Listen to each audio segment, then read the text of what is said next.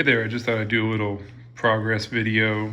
I spent yesterday afternoon on a Sunday starting the sanding and filing process and did about half of the lower. What I'm about to show you probably took me a good 4 or 5 hours on and off during the day, so it's a slow process, pretty time consuming. But you can see here I've removed the Denix Made in Spain logo. Filed that down with a file. I'm also using some sanding sticks that have these replaceable belts. I got 3 of these Gator sanding sponges, and I've got some packs of these little thin sanding strip sticks that I find handy for getting into small places.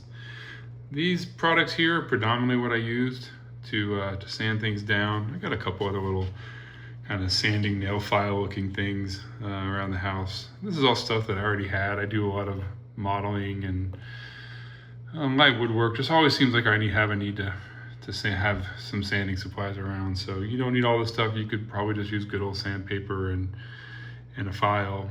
But this stuff certainly comes in handy and makes it a lot easier. You can see things are pretty smooth. You know, I spent a lot of time getting this smoothed out and the edges cleaned up and kind of a little bit deeper. It takes a lot of work to get this smoothed out and these recesses smoothed out. But the result looks pretty good. You know, there's still some light pitting here, and of course I don't think I'm gonna take the time to get it all the way out in these recesses. You know, this was 4 or 5 hours just to get this far. Here's the other side where I haven't really done any work. I've sanded and polished in here in these 2 grooves. There's a huge pit right here that I'm still probably going to kind of continue to work on. But you can see here the surface here has not been. I have not worked on this yet. So this is what it looks like without any attention. You can see all the lovely pitting that comes with it. I think I'm going to leave the M96 logo there. It'll show with with the Bespin. It's going to show, right, that stamp versus the Hero. It gets covered by the scope mount. But if I file and sand it down, it's going to leave a pretty big divot or recessed, plane. So I'm fine with that being there. I think, even though it's takes away from the accuracy some.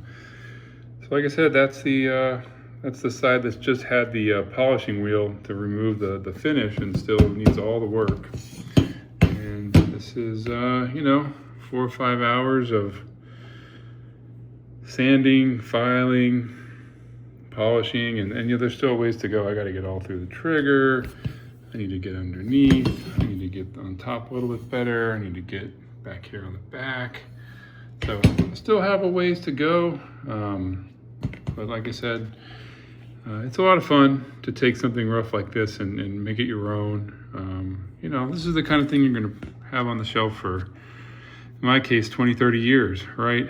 So it's not a big deal to slowly spend the time to get it looking nice. I think I'm going to continue to, work on getting some more of those small pits taken care of.